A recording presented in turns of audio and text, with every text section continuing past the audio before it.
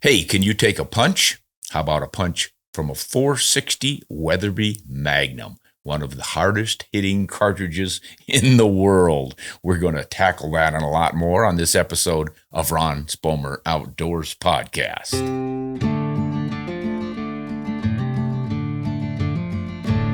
Hey, glad to have you guys.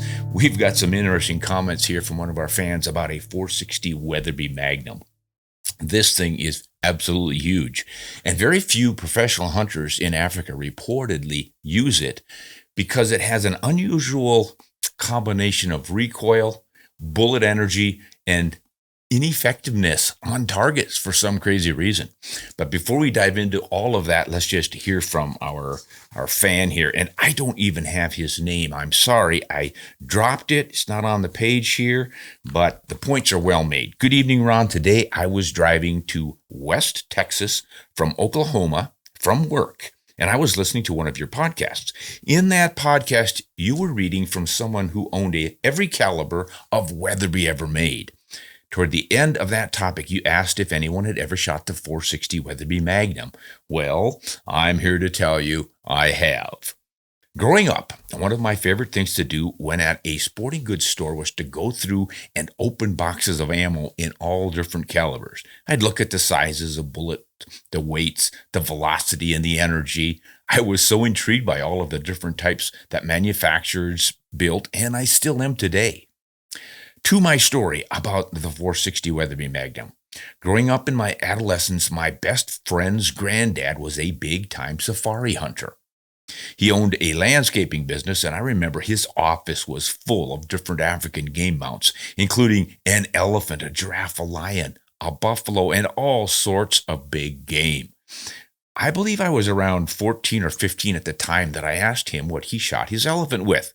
He went into his large safe room and brought out a 460 Weatherby Magnum. I will never forget the size of that cartridge. Holding it in my hand, well, at that time I was shooting a 6mm Remington for deer. This thing was massive, and I asked him how badly it kicked. I remember him telling me that it was completely obnoxious and it felt like you were being kicked by a horse. Time went on and years passed by, and my friend's granddad passed away while we were both in college. My friend was granted certain rifles of his granddad's, and the 460 Weatherby just happened to be one of them. Several more years passed by, and I eventually met back up with my friend, told him to be sure and bring that 460 out so he could shoot it.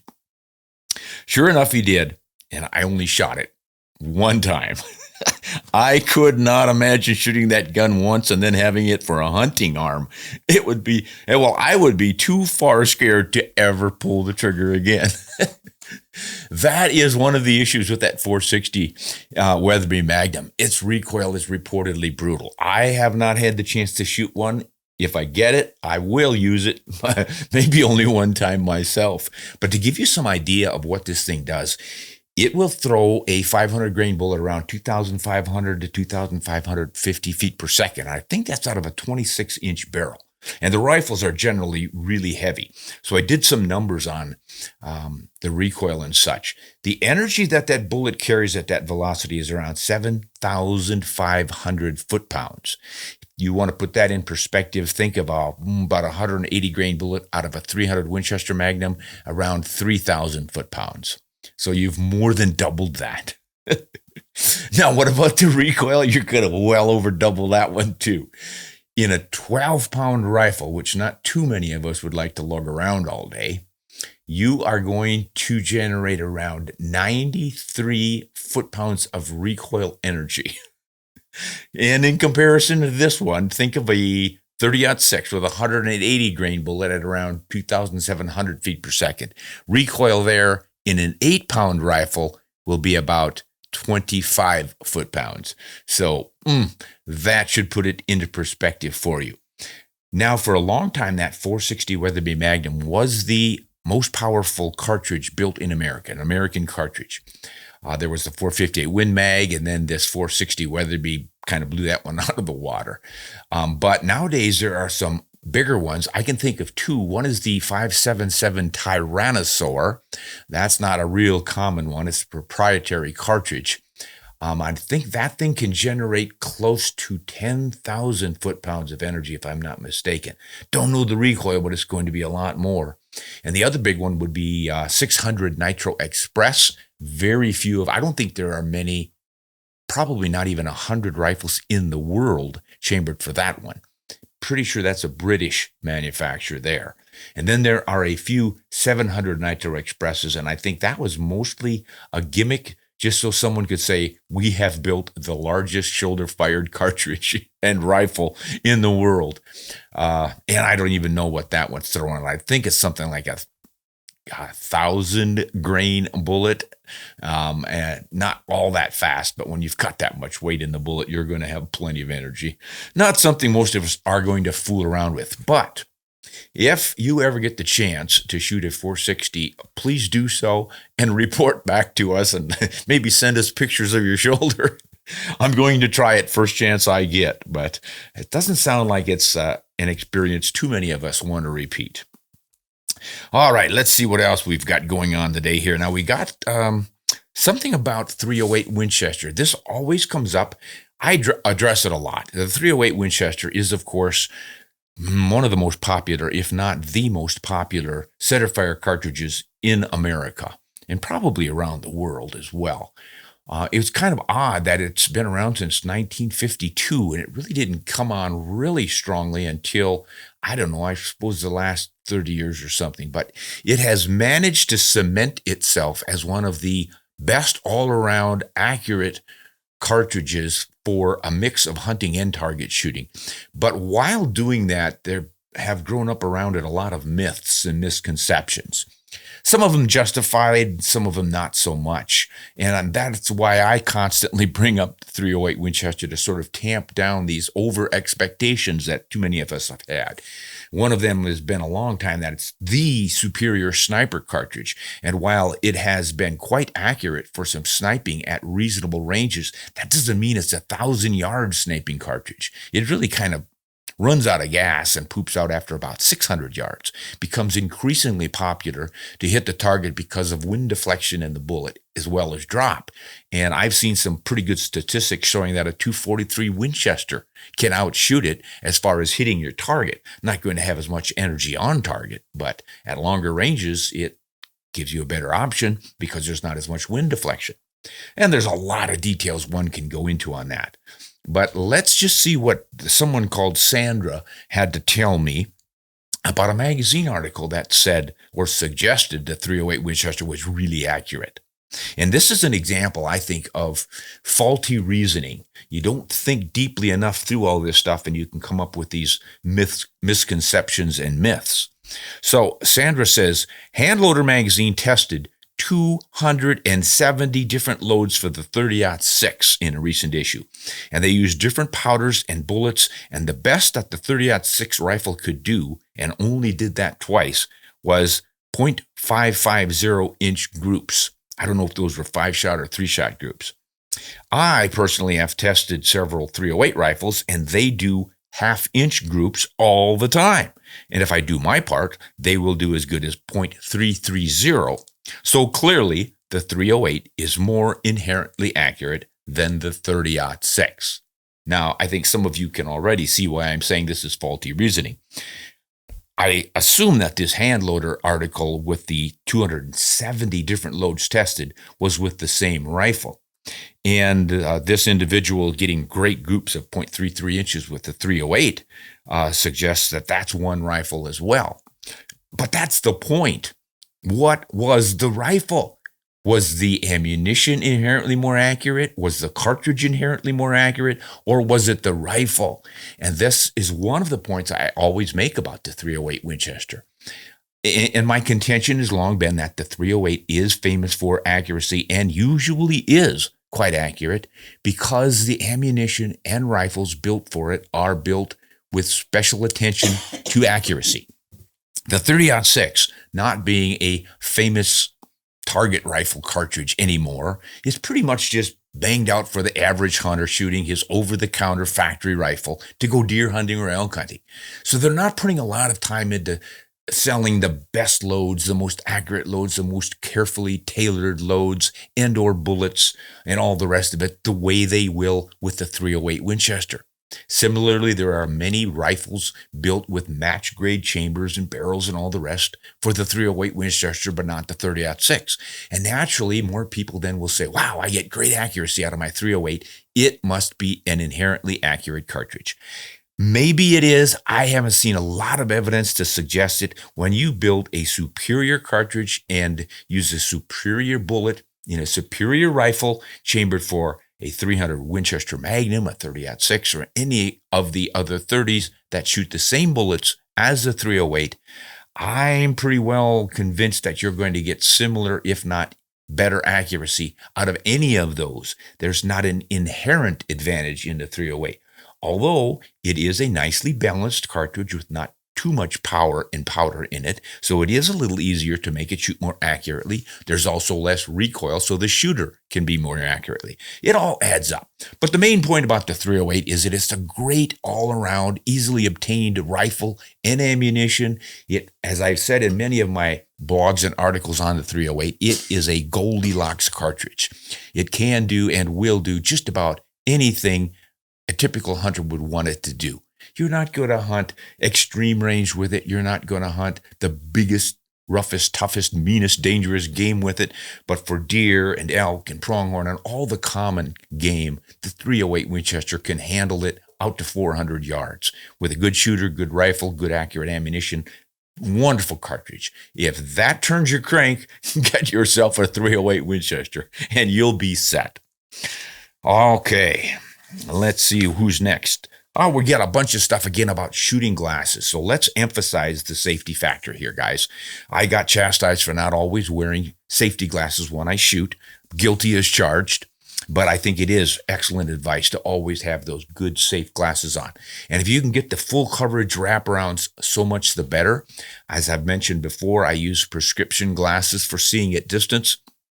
And I will keep those on. I get them built with the shatterproof polycarbonate lenses in them so that I've got my safety there, but sometimes forget to wear the darn things. So here's what William has to say. I know a guy, I'm not going to say if it was me, lots of laugh, that accidentally fired a 308 through a 300 WSM. The shooter didn't have safety glasses on because the hand loads were known to be safe in those rifles. Well, that shooter almost lost an eye. A lesson was learned about not having multiple rifles and boxes of ammo on the bench at the same time while you're shooting. It is easy to grab the wrong one by mistake when you're single feeding, and that's why he recommends always wearing your safety glasses. I had a similar thing happen, William. I was doing shooting tests with a 25-06 and a 7mm 08. And at the time, I was actually using the same brand of ammunition, and they came in the same boxes. They had the same colors and everything else.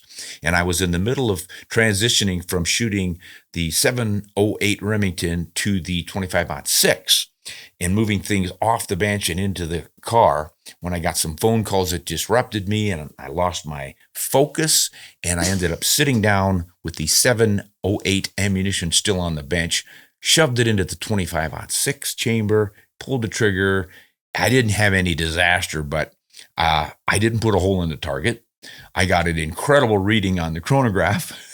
And when I opened the action, black smoke poured out. The primer fell out of the back of the cartridge. And oh my goodness, I had fired that 708 in the 25-06. Now, some people might ask, how the heck did you get a 7mm, that's a .284-inch diameter bullet, inside of a 25 caliber that is set up for a .257-inch diameter bullet? How did you even get that cartridge in the rifle, in the chamber?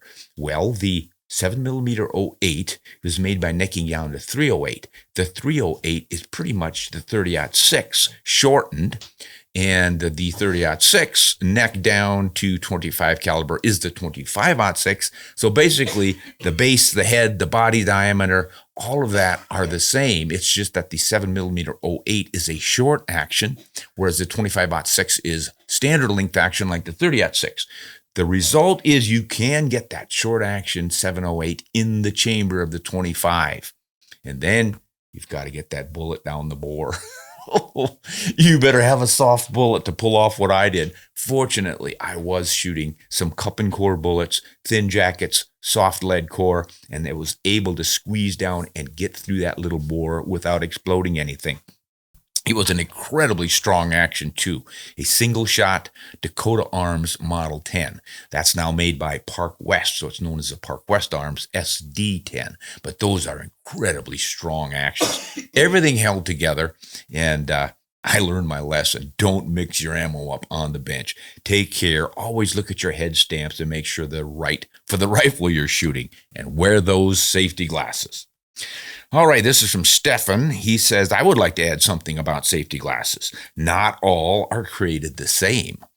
I sold safety supplies for many decades, and for shooting, I always wear ballistic rated safety glasses. Non-rated glasses may provide some degree of protection, but can't stop fast-moving particles. In fact, some less expensive glasses can shatter if subjected to an impact. Ballistic testing is more stringent, and safety glasses that have that rating are your best insurance against a projectile or fragment penetrating the lens or shattering the lens. Let's face it, you only get one set of eyes. Protect them at all costs. Shoot safe, Happy New Year, and God bless. Well, thank you, Stefan. I was not aware of that, but apparently there are some ratings, so when you're shopping for your shooting glasses, you probably don't want to pick up the inexpensive little pairs that are on all the shelves. You might want to do some research and get something that has this safety rating on, what did he call it? Ballistic rated safety glasses. So thanks for that information, Stefan. We'll look into that. All right, Malware says, Ron, regarding your last tip of the week, do you consider a couple of passes with a bore snake to be cleaning a barrel? Sometimes there may be atmospheric moisture in the bore after an early morning or late evening hunt, and a couple of passes with a bore snake will dry that. Do you think that that will affect precision, such as a full barrel cleaning would? Thanks, Mike from Florida, where it's humid. Well, Mike, that's a good question. A bore snake, that's the device that you pull through your barrel, and I think those are great for having in the field, whether you're hunting or at the range, for a quick cleanup. Just gets the top of the debris out. You're not going to be polishing things or getting all of the copper falling out and that sort of thing. And then that brings up the question of, is that good enough to affect or change your accuracy? It might change your accuracy or your grouping minimally. But if you are thinking of going from a gilded metal jacketed bullet, your traditional bullet, to an all copper bullet, this is where the issue comes in on accuracy. It seems that if you've laid down some fouling with traditional bullets and then you try to test for accuracy some copper bullets, the accuracy will be poor. And I've seen this in my own shooting. You are suggested to and recommended to clean your barrel down to the bare metal before starting to test these copper bullets for accuracy. And I think that is worth heeding. Otherwise, you just waste time and money shooting copper bullets and you think they're really inaccurate. And then you don't end up using them when in reality, if you started with a clean bore, you might find that they're super accurate and you might really love them. I don't think that bore snake can do the job. I really have to polish with a rod and a tight brush. And quite often I'll use JB Bore compound for polishing to get all of the copper out and get down to bare metal. It takes a lot of passes, sometimes as many as 100 back and forth with that JB compound on it to really get it clean. So I don't think the bore snake will do the job for you, but it's still very useful to carry in the field for cleaning out your barrel and getting that moisture out as you recommended. And after every cleaning, especially if you're in a moist environment with a lot of humidity, you do want to oil lightly that bore to keep it from getting rusty. And then before you go out shooting again, just run a dry patch down in case there's any excessive oil in it. And never put grease in a bore. You can put grease in a bore for long-term storage, but you don't want it in there and then shoot over it because it builds up. It's pretty heavy, thick stuff, and that increases pressures when you shoot. Okay, now we're going to see what the team has pulled up for us. Oh, before we jump into the questions of the week, we want to mention again, our book is out, the 7mm here. It's pretty much every 7mm cartridge in the world, all that I could dredge up. Some of them are proprietary cartridges you may have never heard of. A lot of them are Wildcats, which are kind of fun. And some of them are European, some of them are US. Pretty much all the ones in the cover are available in the US of A, and those are currently go to the market and you should be able to find them. Some of them, because of our current shortages, are a little bit difficult to find. It's crazy what's going on since post-COVID. But if you want to find out all about the 7mm cartridges, where they came from and who invented them and how fast they go and all the rest, should be in the book. So you might want to check it out. It's on Amazon. You can go to ronspomeroutdoors.com, our website, go to the store and buy it there, autographed copies. Cheaper if you buy it on Amazon, but if you want a Ron Spomer Hancock, happy to do it for you. Okay, let's see. We've got somebody from South Carolina named John asking about bullets. Ron, huge fan here. Thanks a lot, John. I'm wanting to load my 300 Winchester Magnum for deer and elk. Same load for both. Is the Barnes TTSX 165 grain a good option for both? I'll be shooting 500 yards or less. Great. Thank you for shooting under 500 yards. I'm not in favor of these extreme range shots at game. Love it for target shooting. So I think you're right on there. And then, yeah, I would say that you've got the perfect selection right there. That 165 grain bullet in a TTSX. Whew, that is going to penetrate probably a 190 grain bullet with a lead core in it. It's just those Barnes TTSXs flare open, get those petals nice and wide for excellent expansion, and then they're churning. They've got sharp edges on them. They stay in one piece unless you hit a major bone or something. You might shear a petal off, but they retain so much of their mass that they continue driving really deep, and that is why they're so effective. I've used them on all kinds of game and just have wonderful luck with it. I think it's a nicely balanced load at 165 grains. I would call it the equivalent of a 180 grain cup and core bullet, or not even cup and core, but the bonded bullets or the partition styles that do a pretty good job of retaining more of their mass. This thing will penetrate as well as those, if not better. And you don't have to be taking the recoil from a 180 grain bullet. So good option. Good luck on your hunts there, John. Now, close to John is Peter, just down in Florida. And he is talking about a 260, 270 Winchester, 30-06 brass. Oh, I don't think we're going to go here. Peter, I appreciate that. What Peter is doing is explaining the history of the development of the 270 from the 30-03 case. I've long contended that the 270 is made from the 30-06. A lot of the histories say it was made from the 30-03. Remember, the 30-03 was the initial U.S. cartridge that brought us the 30-06. There's a very slight change between those two.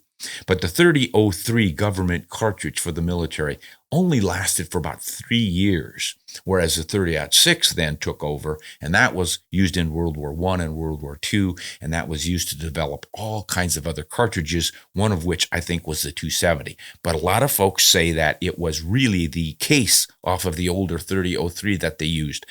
There's such a minute difference in dimension on these that I don't think it really matters, but some history buffs really like to dive into this, and it sounds like that's what Peter's doing here, because he has extensive information on the history and development of that cartridge. My goodness, he's going clear back to 1901 when they started working on things, but I don't think most of us are want to read through. We've got 2 pages of information here. But Peter, I thank you for sending that stuff in. I am going to read this and learn a few things from you, and then maybe I could sum it up later for folks. But I always enjoy people who really dive into the nitty-gritty on these things and help us all to understand a bit of our history and where these cartridges have come from. You sometimes turn up some pretty fascinating things that way. All right, let's go out to Arizona, where Christopher is asking something about long-range shooting, pronghorns. Yeah, let's just see what he has to say. I just watched a video on pronghorn hunting where a father had his 18-year-old daughter take a shot at her first antelope. The shot was 680 yards. It died with one shot after about 30 seconds or so. Even for a very experienced hunter, that is stretching ethics. Having a first-time antelope hunter take that shot is, in my opinion, irresponsible, Christopher says. Yes, it worked, but one puff of wind, and it could have been a gut shot or a miss. What I am thinking is the wind never blows in pronghorn country? Come on. Please address this type of conduct in a video. I have a 6.5 PRC, that with 156 grain elite hunter bullets at 3,003 feet per second would hit hard enough to kill a pronghorn at 1,500 yards on paper, but I wouldn't try it if it were dead calm. Okay, well, Christopher, there are a lot of contentious discussions about this long-range shooting stuff, but in this situation, I'm going to have to agree with you. I really don't think it's all that smart for experienced long-range shooters to take or try to take game beyond about 500 yards, maybe 600 yards if they're really, really good. And it's not because they don't have the gear, the bullets, the optics, and all the rest of it, nor the skill with which to do this stuff. It's that darned unpredictability of both the wind and the animal moving. You know, the time of flight of the bullet to get there, if it stretches over much more than about a third to maybe a half of a second, that is enough time for the wind to shift out there downrange somewhere and mess up your calculations. And if you don't understand this, if you haven't really dived into long-range bullet ballistics and wind deflection, you might be amazed at how much difference a little bit of wind can make. You get your calculations based on a 15-mile-an-hour wind, and then it turns out that a fourth of the way downrange, it changes to a 2-mile-an-hour wind or a 20-mile-an-hour. What does that do? How does that mess up your shot? And by golly, it messes them up. So yeah, I think it's irresponsible to be taking such long shots routinely, and especially having an inexperienced hunter do it. And I see this fairly often. You know, an excited long-range shooter will take his wife, girlfriend, or daughter, or son, or some young new shooter out and be so excited about getting them to make that first shot. And will instruct them, and they'll do all the dialing, and they'll set everything up, and the rifle will be locked down nice and solidly on a prone position with support, and everything sounds just perfect. But golly, that new shooter might flinch, might get buck fever, who knows what. Even with the experienced shooter, as we've said earlier, it can really mess up easily. So yes, I think it's poor behavior on the part of the long-range shooters, and especially setting up a young hunter to do that. I really think we need to be teaching hunting more than long-range shooting. If you want that new shooter to be banging steel targets at 800 yards, 1,500 yards, whatever, go for it. No harm, no foul if you mess up a steel target. But on a pronghorn or an elk or anything else, it is a big deal.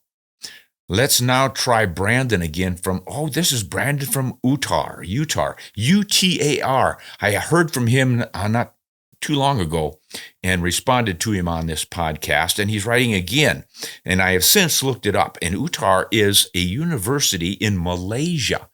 So it's I guess an American university in Malaysia or something, but must be that Brandon is going to school there or something. So let's see what he has to say. Okay, Ron, I'm trying to decide on my Magnum rifle, though I am torn between 3 big contenders: the 300 Win Mag, the new 7mm PRC, and the barrel-burning 28 Nosler. Can we get a head-to-head competition on these bad boys? I know I can go up the Magnum route there, but these 3 are the ones I'm thinking will cover many of my needs as an infrequent big game hunter. Thanks. Okay, Brandon, I'll tell you what, I'll tackle those in a full-blown YouTube video on my regular channel someday. But for now, I'll have to tell you this. If I were choosing among these 3, oh man, I don't even know how I would go. The 28 Nosler, if I wanted the ultimate long reach 7, gosh, that 28 Nosler is kind of hard to turn down. You know, it fits the 30-06 length action, so you can get a fairly light rifle. Oh man, I don't know. The 7 PRC, though, it's got a lot going for it too. Shoots about the same velocity as the 7 Rem Mag, which I love and has obviously been around and proven itself many times. But you can shoot a little bit longer bullets with it, a little more precisely perhaps, because it's been built for precision shooting. So it's the optimized 7 Rem Mag, shall we say. That's got a lot going for it too. And then you do have that barrel burning. I don't worry too much about the barrel burning with the 28 Nosler because I'm not going to be shooting that thing time after time after time quickly. It's a big game rifle. It'll last probably a lifetime for any big game hunter. So I wouldn't worry too much about that. But you are going to be burning a little more powder in it, so it's not quite as efficient. But man, there are a lot of users of the 28 Nosler around here, and they report just excellent results. I have shot it a little bit, but because I have a 7-ram mag that's so accurate, I just kind of stick with that. I'll do some numbers for you, and we'll do that regular video, and you'll get an answer there, Brandon. So stay tuned to Ron Spomer Outdoors YouTube channel. Oh, back to Florida. Brian, I have my first black bear hunt scheduled this upcoming December in Pennsylvania. I have 2 loads I've worked up, and I'd like your opinion on which is the better option. Number 1, a 130 grain Nosler partition at 3,010 feet per second. Number 2, a 150 grain Nosler Accubon bullet at 2,870 feet per second. I shoot sub 3/4 inch groups with both.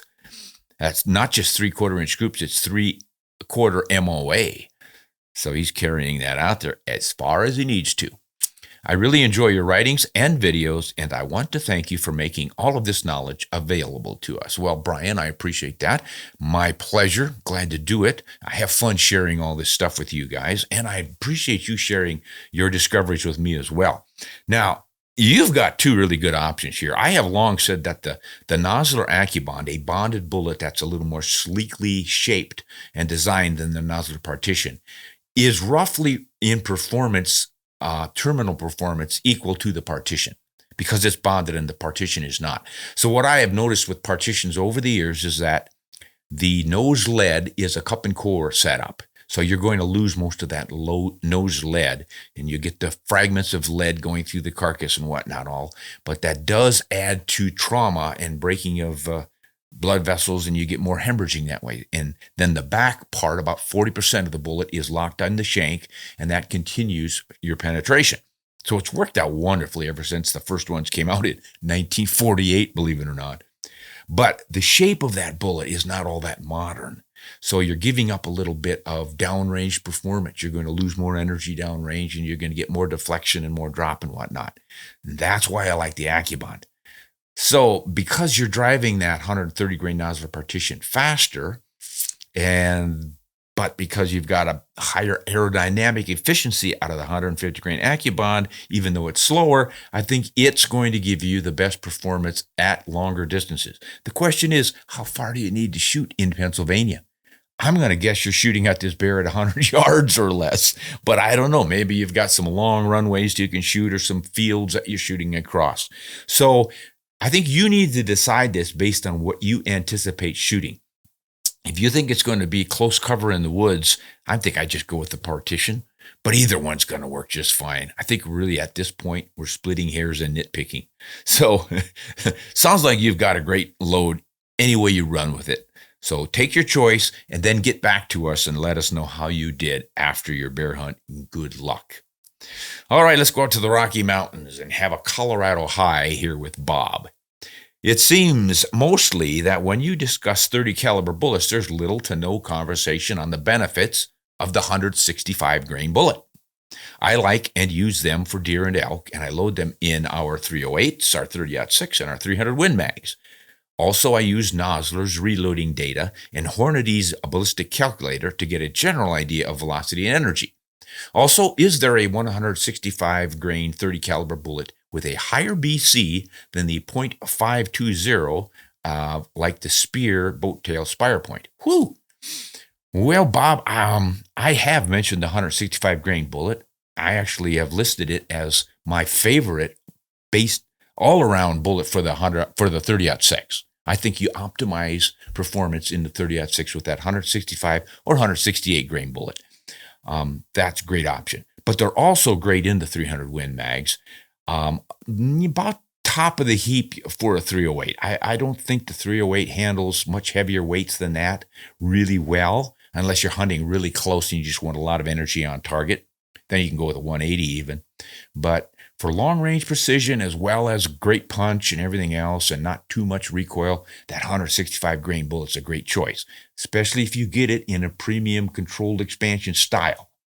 So you're talking the bonded bullets or the partition style bullets or a hybrid like the Federal Terminal Ascent or any of the coppers.